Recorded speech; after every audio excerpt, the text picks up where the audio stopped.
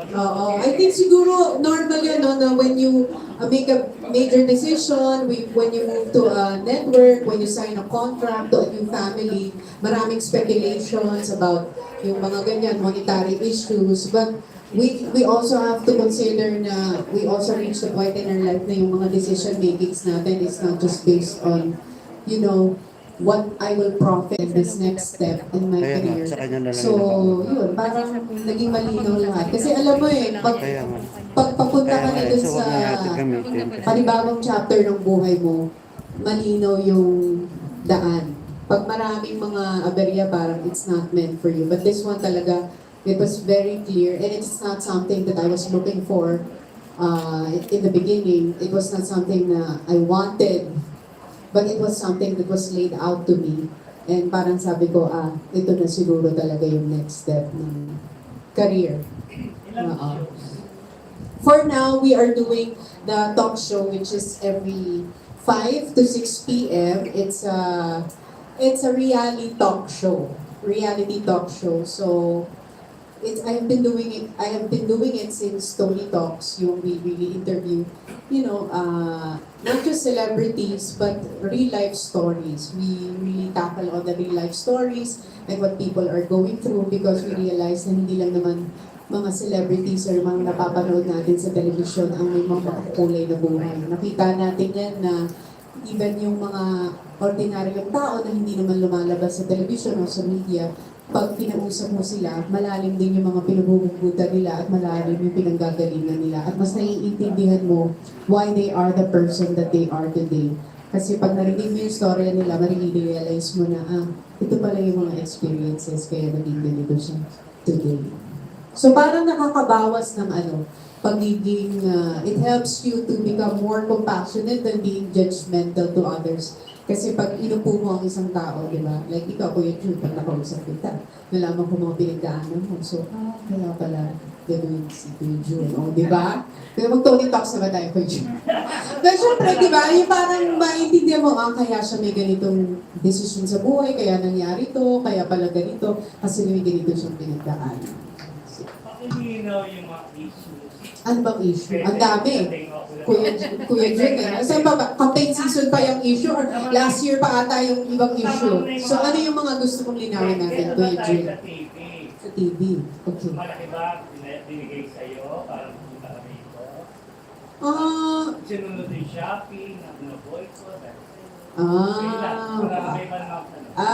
Yung mga ganyang bagay naman, huwag na natin pagtuunan ng pansin yung mga ganyan. I choose not to dwell on those things. Hayaan na lang natin sila. Basta I made this decision. And this is one thing that I realized in my life. Any decision that you make, na sinunod mo yung puso mo, you will always be led to the right path. So, pag sinunod mo yung desisyon ng puso mo, hindi yung sinabi sa'yo, itinuro sa'yo, idinikte lang sa'yo. Pero pag sinunod mo yung desisyon na alam mo, galing sa puso mo, you will always have peace in your heart. Hindi mo titignan yung, kasi ang tinitignan siguro ng, well, from the outside, it will look like, oh, siguro ganito kasi, she's offered this, she's offered that. When you make a decision, you always have to check in with your heart if there is peace. That's one thing na hindi mababayaran for me. When you have peace in your heart, na this decision is right for me, that for me is priceless. The peace. Yeah. Thank you. That's Thank you. Tita Aster. After Tita Aster, si Tina Bivarden. Video before. Tita Aster. Hi, Master. It's nice to see you. Yes, I know. It's been Been long time. It's been a long time. Dalawa muna, congratulations to you for Salamat. 2 major projects. This TV show, Toni, under ALLTV. And of course, sa Metro Manila Film Festival. Thank you. Yes, right.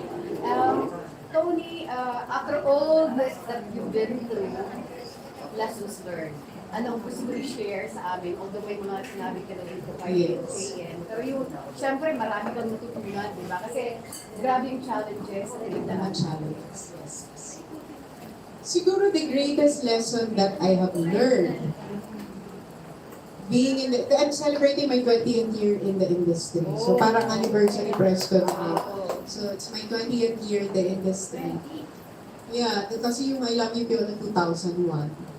So parang 2022 na yun. So parang 22 decades na yun since I started in the industry.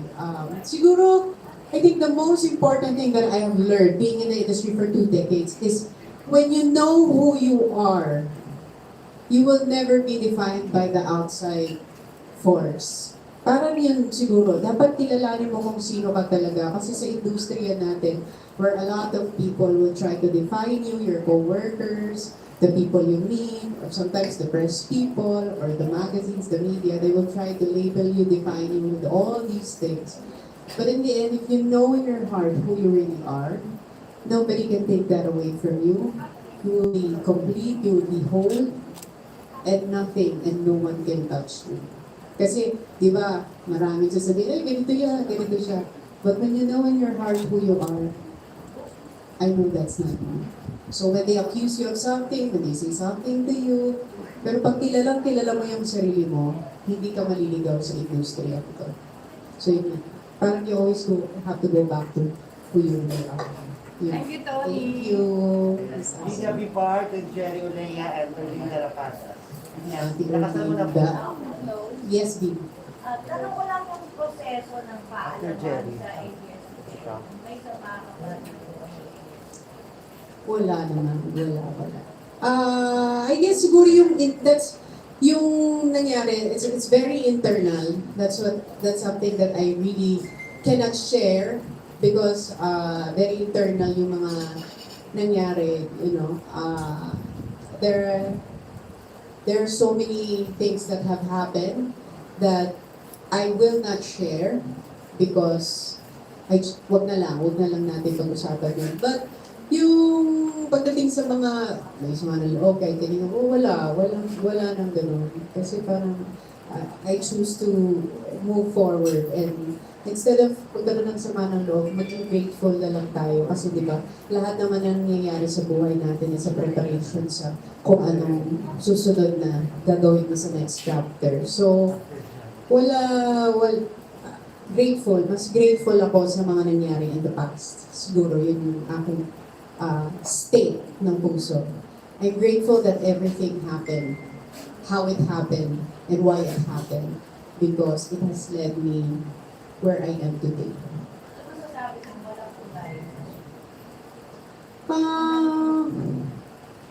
I don't know. Hindi ko masasagot yan sa ngayon.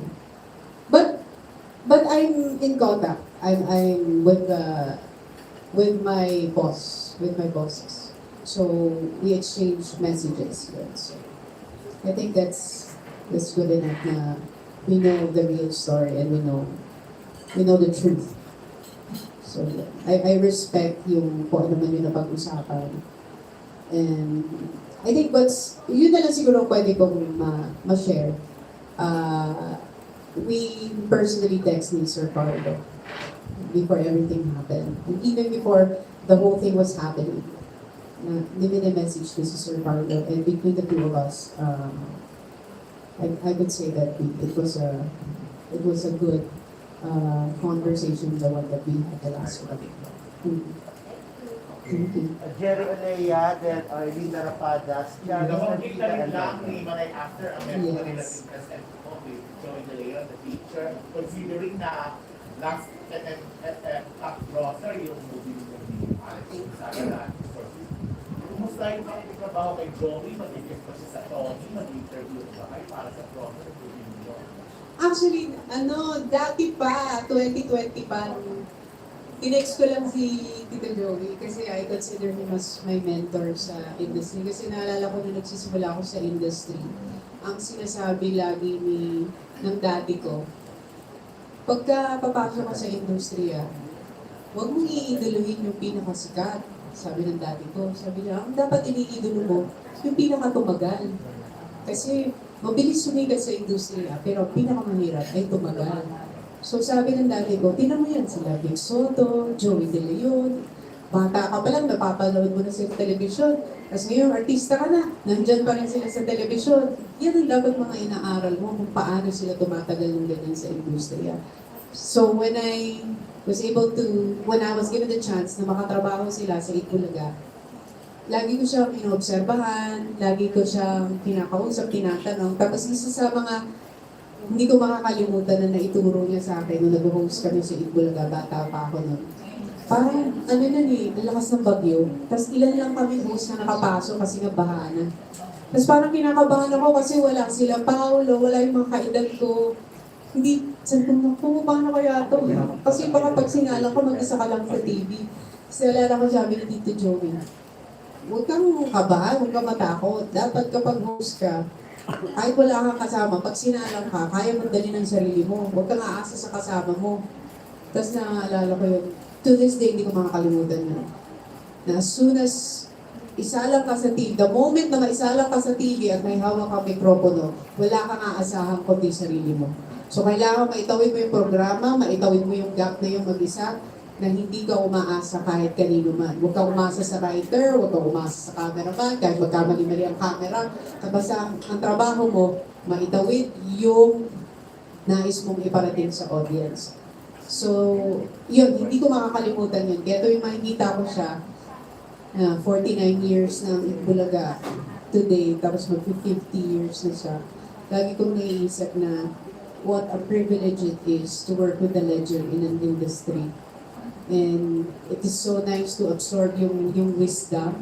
Actually, the presence of Tito Joey in the set, mararamdaman mo na yung bang alam mo ng season sa industriya. Kaya pag dumating siya sa set, halagang, ay, alam mo may kasama kang isa sa mga haligi, isa sa mga legends ng noontime. Kaya, ang sarap ng pakiramdam na nakakasama mo siya sa isang eksena. Maliban kay Tito Joey, sino pa yung may tutuloy mong idolo mo na legend na ligis industriya? Madami. Lahat ng mga tumagal sa industriya. Lahat ng mga nakatrabaho ko sa ASAP dati, yan, sa Itbulaga. Basta lahat ng mga season stars. Yan, mga iniidolo ko yan, I look up to them kung paano nila na-preserve yung kanilang career at saka yung longevity sa industriya. Tapos na yung shooting. I think mga last 1 week na. Next, Finishing na lang. Melinda Rapada, Yes, Ryan, Melinda. Dodon, and si June Lalin, and Bobby Coutinho. Okay. Tony, ano ang naging influence sa inyo ni Direct Paul sa career mo? Sa yung first person na nasabi ko yung Influence, di ba? Yeah. Nako, dati, ang laki ng influence sa akin ng parents ko. Lahat ng mga desisyon ko, naalala ko noon, sa career, ang kinukonsulta ko si Mami Pinti, daddy ko, ano kaya ang tingin yung okay sa akin. Tapos nung nag-asawa ko, isa naman sa talagang nilulook up ko at saka talagang kinoconsider ko yung decision ay yung wisdom din ni Paul. Kasi one of the things that I truly admire and respect about Paul is that yung lalim ng utak na meron siya, yung vision na meron siya. He taught me how to have a vision, how to believe in myself, how to trust in myself. Then na-realize ko, wala pala ako masyadong tiwala sa sarili ko. Mas malaki pa yung tiwala ng asawa ko kaysa sa akin. Like yung Toni Talks idea niya yun. Sabi niya, gumawa ka ng sarili mong show sa YouTube. Sabi ko, hindi manonood ba niyan? Ibang TV yan. Sabi niya, hindi. Sabi niya, kung ano yung gusto mong gawin, dapat gawin mo yan. Habang naghihintay ka ng trabaho, isipin mo na lang, this is your training ground. Mag-interview ka ng mga tao kasi that's what you're good at. So, he pushed me to start yung Toni Talks, and then sabi, nag-grow na siya. Dahil sa Toni Talks, nagkaroon na ako ng sarili kong studio. Yung office niya dati lang ang pinagsusundan namin ng Toni Talks. Tapos yung katabi ng Talyer. Yung studio namin ng Talyer yun! Bakanting Talyer. Tapos nung pinakita niya sa akin, kasi yung sa, I don't know, pag may vlog kayo, so alam niyo, di ba, Google AdSense yun. It's dollars. So dollars ang sweldo mo sa YouTube eh. So nung pinakita niya sa akin na, ito na yung naipon ng show mo for doing it for 1 year. Then he said, you know, this can build you a studio. Do you wanna do it? Then we built a studio para lang kasi, Out of ng kinita mo. yes, out of lahat ng naipon ng Tony Talks kasi hindi namin ginalaw yun. Tapos we built a studio para sabi niya, para magamit ko na yung office ko kasi halos ikaw na yung gumagamit. So, nung ginawa namin yun, and then ALLTV, the opportunity with ALLTV came, and then we pitched the show, the concept. And I remember, parang nung nag-pitch kami, may 4 o 3 show din na nag-pitch per talk show. So, ayun, pinitch lang namin. We shared to them the vision and mission of the show. And then we're so grateful na they gave it a green light na they're willing to absorb the show sa OPT. So, ganun siya nangyari. Speaking of Tony, ano pa ba yung dream interview mo na yung talaga nakapagod ka? Lahat. Honestly, pag tinatanong ako dyan, ano bang dream interview mo? Yung next interview ko, yun ang dream interview. Kasi parang, ito na yung dream ko na ginagawa. Dream ko na tong, pangarap ko na tong ganitong klaseng programa, pangarap ko na yung ganitong klaseng format. So para sa akin, parang, ito na yung dream.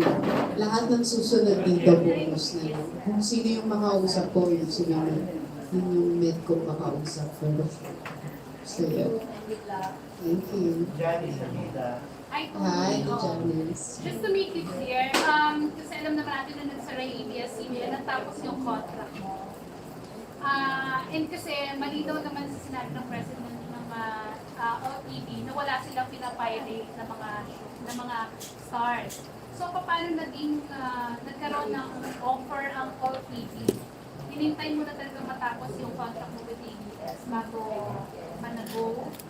And nagkaroon din ba ng offer sa kabila? Bakit mas pinili mo ang ALLTV? Yes, meron din. Meron din offer. Actually, may mga offers even before pa. 2020 pa. I remember that. May offers na from not just one channel but also the other channel. May isa pang offer. Wala pang ALLTV nun. I remember there were 2 channels that may mga offer for... Actually, Tony Talks pa nga yung gusto nila nun. Nung But- nalaman nilang tapos na yung contract mo sa... Yeah, parang 2020 wala. Kasi diba, with everything that happened, wala na natapos na yung contract and, you know. So, yun, wala contract. And then, I got offers from 2 other networks, ganyan. Tapos parang, hindi ko pa nararamdaman sa heart ko, nung time na yun, na parang, I'm ready to take that leap of faith. Parang sabi ko, hintay muna. Or, chill lang, stay still. Hindi kasi ako mabilis mag-desisyon, pinag-isipan ko. I guess, ganun talaga pa mga introverts.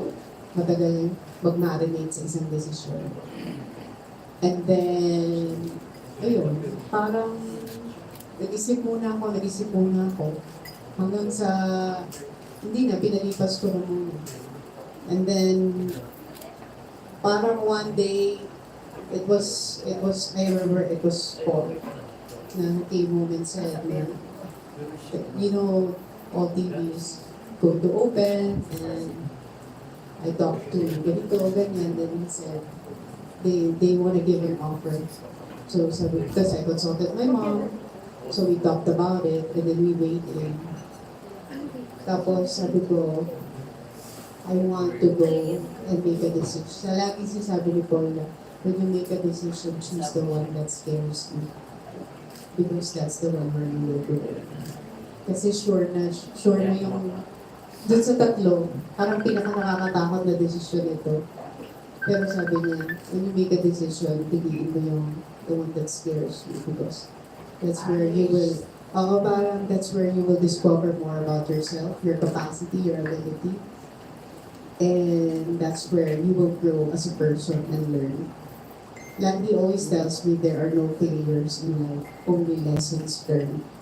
And when something doesn't work out, you can always start again. But when you start again, you're not starting from zero. You can start from experience. So mas may baon ka, mas may wisdom ka. So if you would say, if they would ask na, tinanggap to na dahil malaki yung offer, ganyan. If I would compare it to the previous offers that I got, hindi mo maiisip na I accepted it because the offer is this much. Then it's because I like the challenge. I like to be a part of something new. I like to be a part of something that's building, growing, and I want to grow also and build with them because I know I will learn a lot from this experience. Pero si Direk Paul, may pinirmahan din siyang contract with, ano diba, ALLTV. He signed the contract for the show kasi it's his production. Pero hindi exclusive si Paul. Because he's like a content creator, he's a production. Yung kaya siya nag-sign, but not as an artist or director. Kasi siya nag-produce ng Tony Talks eh. So, siya din ang producer ng Tony. So, yung sinay niya is for producing the show, not as the director or a talent of the network. It's as a producer. Para pag-tech producer. Ganun, yun yung sinay niya. Parang black timer. Yes, yes. Kaya may time pa siya, may position as presidential. Yeah, hindi siya exclusive to any network. Hindi siya exclusive. Thank you, Janice. Next, we still have 6 questions. Okay. Don, and then June Lali, Don. Pamela Tina, Toten Castro, Morley, and Sandra. Yes. Sabi nila tayo yung buwan natin. Kumusta na yung relationship ng dating mga kapamilya? Meron na bang healing process? Wala namang kailangan mag-heal kasi wala namang I don't know. For me, mag-heal ka lang kapag nasaktan ka. Diba? Ako kasi parang hindi ako nagdadwell dun sa mga kasi I know the whole story, I know what really happened. So, parang hindi I don't think healing is the right term. Parang, no, not, hindi healing. For me, it's not healing. It's just that you choose to move forward. Walang healing. Pero meron bang mga nag-reach? Yeah. Oo. Meron naman din. Kasi yun naman siguro. Wala naman kasi akong, if you notice even before, I never responded, I never said anything against anybody. Even before. So wala naman akong sinabi. Kasi naniniwala ko, what comes out of your mouth will always come back to you. So, wala. So walang, I don't know. I don't think healing is the right term. Because ang attitude ko is when something happens, I always move forward. I don't want to dwell on mga negativity or anything that's damaging damaging or anything that's not healthy for my soul. Parang that. Move forward. Last na lang, paano lumamship? Tawag ang mother. Sa mga netizens. Yung mga netizens yung nagsabi na nagtagpo sa akin.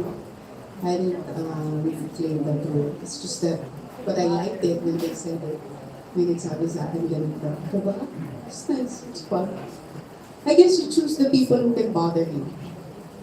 Just choose the people who will bother you. Choose the people that you will spend your time and attention to. If it's not healthy for you, if it's not healthy for your well-being, mental state, you just move forward. Na alam natin yan ng pandemic, time is so valuable. Today, nandito tayo, tomorrow is not promised. So, let's choose to spend our time wisely in this day and age.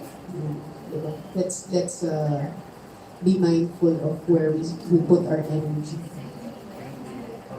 Next from June Lali. Kung pwede about the show na lang din, then the other plans Ay, na lang. June? June. Yes, June. Ba't wala ka nung, hindi ka kasama ni Rupa? Sa ALLTV. Talaga naman. The jet setter. From the airport. Wala ka sa ALLTV launch, hindi ka kasama ni Rupa. Hinahanap kita. Oo. Talagang sosyal. Iba ka na talaga ngayon. Pero ma-review. Tony, before you tatanungin, I'd like to congratulate you kasi nakikinig ako. Sinasabi mo, hindi ka nagtatuwa tama nga naman na syempre kayo ang iba. Saves nila. Yeah, Kasi hindi na yun count the ibang issue, blessings. di ba? Kung may kilala nga ako, buboycott ko ang ano, pero umorder ka rin last week. Ano naman yun? Ikaw, kaya. Ikaw pala. Alam mo na maingay si Tita Loli kasi gusto niya itanong ko kung ang dream interview mo robot siya. Oo. Gusto ko kasi mag-guest up pa. Wow! Sumanay, grabe tagal Ikaw ba, JMA. wala kang balak interview si Tita Loli? Kasi tingin mo maganda ba siyang interview? Ay, why not? Kasi di ba bully siya? Ano ba yan? Grabe. Alamin natin yung mga story. Welcome naman lang. Pero yun nga, about your show. Pero ako, simula nang nakilala kita sa taping ng Campus Romance. Campus Romance! Kaya alam mo, How nagbawas ka many ng years taon eh. ago? Naku, 1997. Actually, kung pagbilangin mo yan, 25 years na ako sa Oo nga, kaya industry. nga alam ko nagbawas ka ng taon. Pero, hindi kasi ang sabi nila, naalala ko na nag-celebrate ako ng 10th year anniversary ko na nag-araneta ako. Yung sabi sa, dati sa ABS kasi 10th year yun eh. Dapat daw bibilangin mo kung kailan ka nakilala. Eh, 2001 nga yung... Hindi yung kung kailan ka na. Kung kailan ka talaga... Eh, 1997, talent pa lang naman ako mo. Pero bilingan ko lang kaya alam ko. Yes, 25 years. 25 years in experience, 20 years as Toni Gonzaga. Kasi nung 1997, Team Gonzaga pa ako. Pero nung 2001, doon yung nakilala, yung pala yung Toni Gonzaga. Pero nung 1997, Team Gonzaga ako. Pero yun nga, Tony, alam ko hindi ka naninibago sa Tony. Dahil ang dami mga dating mga talents, mga production people, na-work you because of Tony. Ikaw yung priority. Yes, we opened our doors for anyone who's willing to work with our program. Yan, we opened it. And actually, hindi yung conscious effort na dapat dati kang taga-ganito, dati kang nag-work dito, dati kang nag-work. Because when we interview people who will be part of our show, we always ask them, what is your intention of joining us? Kasi the intention will always determine the energy and the outcome that they will put in the project. So, yun, gusto namin yung good energy, good vibes, masaya lang. And we're just here to serve our audience with stories that can hopefully encourage them, uplift them, give them a new perspective in life. So pag yung kanilang energy and then yung pananaw nila sa buhay and work ethics nila ay aligned doon sa programa, yun, we absorb them. Pero wala namang conscious effort na kahit saan galing, kahit saan nag-work, kahit wala pang experience sa work, for as long as they're willing to learn, willing to grow with us, willing to do what we are called to do for the show, welcome naman sila. Pero sa dami ng mga taga-AKS na trabaho, report sa Tony, parang hindi nakakapalita. Yes. Nagugulat ka parang muna sa AKS. Hindi naman, kasi siguro dahil yung studio namin, hindi ko siya it's very, it's in Makati, so it's very new, so the feeling is very new. The people are, yes, the same, but the setting, the environment, the work culture that we have, the camaraderie that we have, the bonding that we have, it's all something new for me. So it's not something na parang, parang dati to. Hindi, walang ganung feeling. Kaya excited kasi alam mo, bagong-bago pa siya. So, si Paul ang Idol. Yes. si Paul ang boss mo pagdating sa studio. Sa studio. Ako. Sa studio lang.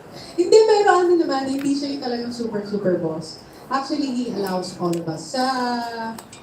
Medyo sa grupo namin, medyo hindi masyado yung hierarchy eh. We try to work together as a team. Ayaw ni Paul yung ako boss, ako masusunod. Pag sinabi ko to, if you are part of our team, you will see our culture that we sit down with everyone and everyone's opinion is valid. Parang lahat kayo may bosses, pwede natin pakinggan. Kasi ang goal naman is to lift the show. It's for the program. It's not just for a boss or for me. for me, hindi siya yung para sa akin lang yung programa. It's really what the show can give the audience. It's to serve its purpose. Same studio yun ang pinunta namin. Kabila. Di ba pumunta kayo? Dito yung Toni Talks. Tapos yung wall na yun, binutas namin, pinto. Tapos yung talyer na katabi. Yun yung kinonvert. Nireretahan. Nireretahan yung lugar. Okay. Yes. Anyways, thank you. Thank you. And good evening. Ladies and gentlemen. Congratulations on your 28th show. Thank you. You made a lot of good decisions, pero what would you consider your best decision na ginawa sa show? Siguro, one of the best decisions that I have made in my life when it comes to being in the industry for almost 2 decades is that I never gave up on myself. Even when everybody was giving up on me when I was starting, even if no one was believing in me when I was starting, even if everyone was turning their backs on me, I never gave up on myself, my dream, my faith.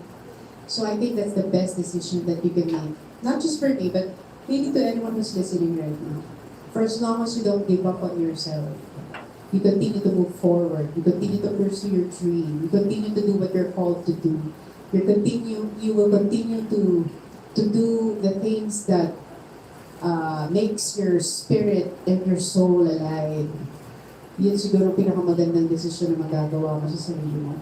Yung hindi ka nag-give up. Last question. Si Seb ba may pahiwagan niya kung sa mag-showbiz? Wala. Tingin ko behind the scenes siya. Kasi kahit minsan nasasama natin siya sa mga commercial. Alam niya trabaho. Sinasabi sa kanya ng daddy niya na, bata ka pa lang, nagkatrabaho ka na, ganun. Parang ito yung value ng hard work na kapag may gusto ka sa buhay, kailangan mo pagtrabaho ka. Yun ang ina-explain sa kanya. So alam niya minsan pag nakakasama namin siya sa work, it's because it's work. It's not being a celebrity. So hindi niya alam pa yung concept ng celebrity. Kasi even before, when I was still doing mga TV shows and I was in the studio almost every day, hindi ko naman siya nasasabi. So hindi niya alam yung environment ng trabaho ko. Ang alam lang niya, mommy works and she appears in TV sometimes or in the big screen or in my phone.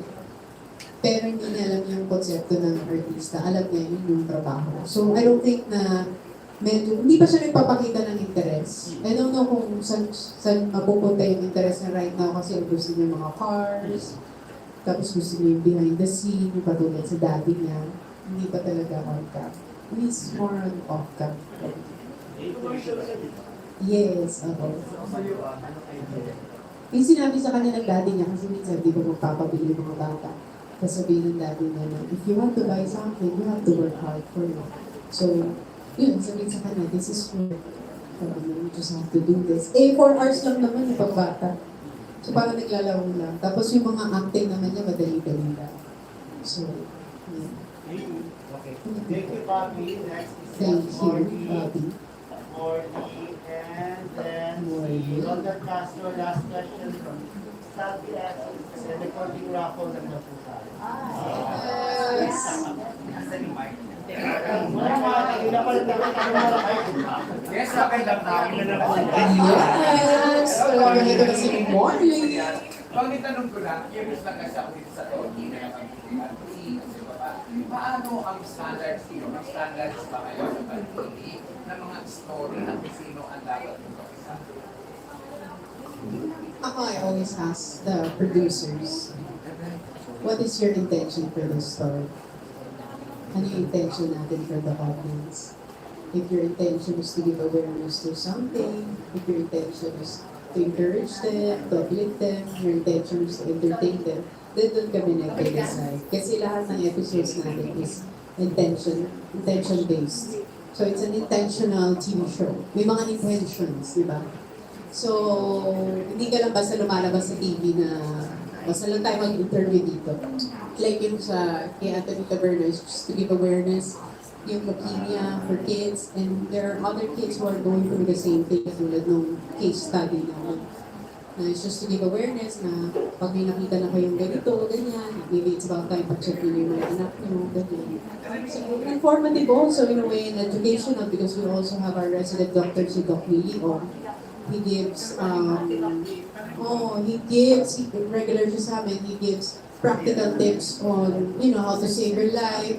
Prevention is always better than cure. So kapag may mga ganitong sinyalis na symptoms na, we had an episode about PCOS because a lot of women don't know that they're suffering from it, kaya ang daming hindi nagkakaanak these days. So, yun, may mga ganong episode kami to give awareness about health, mental health, well-being. So, yun ang concept. Sundot lang ako ng konti. Bilang isang may bahay, anong suporta ang pinibigay mo matapos kamilan sa Well, kahit ano bang gawin ni ang asawa ko, I will always be there to support him. No matter what it is that he's doing. Whether that, or here, or dito sa aspeto na to, career, personal, or kung ano mga aspeto ng buhay niya. I'm always here to support him. Mm-hmm. Thank you. Salamat. Thank you, Morty. Let's see Rodan. Yes, Rodan. Yes, Rodan. Sanke, and then may nasa si Dix. Miss Toni, ano pang abangan namin na pasado? Bukas. Pero mo pasabog. Ba't naman pasabog? Gugulan pa. Yun. Big story. Wala, hindi ko alam kung may pasabog. Basta lang kami, we're just here to deliver stories that hopefully can inspire, encourage, and uplift our audience. Yun lagi ang goal namin. Kung pasabog man yung episode, it's not our intention magpasabog. Our intention is just to serve you with stories that can hopefully, inspire you and encourage you whatever it is that you're going through, and to make you feel na whatever it is na pinagdadaanan mo sa buhay mo, hindi ka nag-iisa dahil yung katulad ng guest namin, ganun din ang pinagdaanan nila, baka makarelate sila. So, I don't know kung pasabog, pero ano lang. Oo, sa Marcos kasi marami rin nakakabispaisado na interview pa. Well, let's see. Pag okay yung schedule, why not? We're open. Kami naman we're open, not just with Sando, but with anybody who's willing to share their story because all stories are valid. Kung mabibigyan ng chance na may guest si Vice President, Nag-guess pa siya sa Tony Talks. sa ngayon, Yes. Yeah, I'm ano open gusto itanong sa kanya? I'm open to anybody. I'm open to anybody, and well, I'm open to anybody. I can't say the question right now because she's not in front of me. I ask my questions when I'm in front of my guests because I feel their energy. It's not something na basta ka lang tanong ng tanong. I don't know if you notice, if ever mapansin niyo yung ibang mga episodes namin, na I don't just base my questions on paper. I really ask questions that comes from my heart. So I can just say, ito ang gusto kong itanong, ito ang gusto kong itanong. I wait for that person to be right in front of me so I can feel their energy, and then we can start the conversation. It's hard to just throw a question here right now because wala yung tao. Pinag-usapan nga yung pagban sa mga K-drama. Ano opinion mo dyan? Well, I've heard about it, but I think the intention, it was taken out of context for me because I think that the intention is really to push and to support local movie, teleseries, and to have our entertainment industry. I think that was the real intention of that. But because it was delivered in a different way, and ganun yung pagkakasabi, but ganun ang statement, so it was taken out of, iba yung naging perception. Kasi di ba kahit maganda yung intention ng sinasabi ng isang tao, depende yan sa nakikinig. And depende yan kung where you stand in your life. Di ba? If you are against the person, no matter what a person says, ang hahanapin mo na lang. But if you know the person, you know the intention of the person and what they said, makukuha mo yung the good and what he said. But if you don't like the person, kung anong sabihin ng isang tao, it will never sound good to you. Totoo ba na, piso lang yung sahod niya? ni Director sa pag-desisyon? Well, I think he will have his own press con for that. I think he will have his own event where he can talk to the media also. So he can talk more about his role in that statement. Because it's easy for me to answer that, but hindi naman ako spokesperson ni Paul. Pero bilang But I want him to be the one to be able to answer that. Para at least galing talaga sa kanya. Pero bilang wife, ano opinion mo doon? Sabi nila baka makamol pa si Toni. Ay, lahat naman may opinions. Just, everyone's entitled to their own opinion. Everyone's opinion are valid. So, let's just let them be and allow them to have their own opinion. Kailan nagbalak sundan si Mamaya. Okay ba yun? Talbo? After the dog. Tapos Well, tinatry namin. So, if it's God's will, God's time, so, tingnan natin in time. Pero mamaya. Baka maya-maya. Tapusin lang natin to. Okay. Sabi Ashley. Aha, ito sabi. Tony, para po ang question, si Seven, Hindi pa nga siya ready eh. Kaya siguro hindi na tutuloy. Sabi niya, siguro na-enjoy niya na siya yung baby ng both sides. Sa Soriano, tsaka sa Gonzaga. Na-enjoy niya na siya pa lang ang baby. anong Christmas plans? Tapos, tapos sabi ko sa akin, meron akong walang pansin. Paano mo sila Yes. Paano Christmas plans? Ang Christmas plan namin, wala pa kaming naisip na plano. But I think we will stay here because nga may Metro Manila Film Festival. So, siguro ang Pasko ay sa Pilipinas talaga. Walang plano dyan. I guess, yung sa Metro Manila Film Festival, it's a yearly initiative of pushing and encouraging our viewers to support local Filipino films para makatulong sa industriya. Kasi di ba, unti-unti yung bumabangon yung local industry and entertainment industry, especially when it comes to the movies. So sana yung mga kababayan natin ay magmakilahok this year sa pagsuporta sa entertainment industry dahil ang laking tulong sa mga manggagawa ng pelikula Pilipino. Our last one is Ashley. Yes. Tanong ko lang, kumusta ka trabaho si Mr. Manny Villar? Kumusta na boss si Mr. Manny Villar? At susunod ba sa'yo si Alice Gonzaga dito sa Hollywood? Actually, ang pinaka-boss namin sa ALLTV is si Paolo, si Sir Paolo Villar. I met Sir Manny in mga private gatherings, ganyan. And if there's one thing that I truly admire about him is that he's so humble. It's the humility that he has. One of the most humble person that I have met in my life. Kaya siguro sobrang naging successful kasi sobrang humility na meron siya. And susunod ba si Alice Gonzaga sa Hollywood? Well, hindi ko masasabi, hindi ko masasagot because Alex is her own person also. She also is a grown-up now. She makes her own decisions and si Mami, it's between Mami Pinky and Alex. So, it depends kung ano mapag-decision.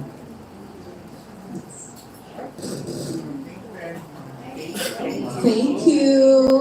Thank you. Thanks for all the questions. Thank you for the questions. Ito ang pasabog for the finale.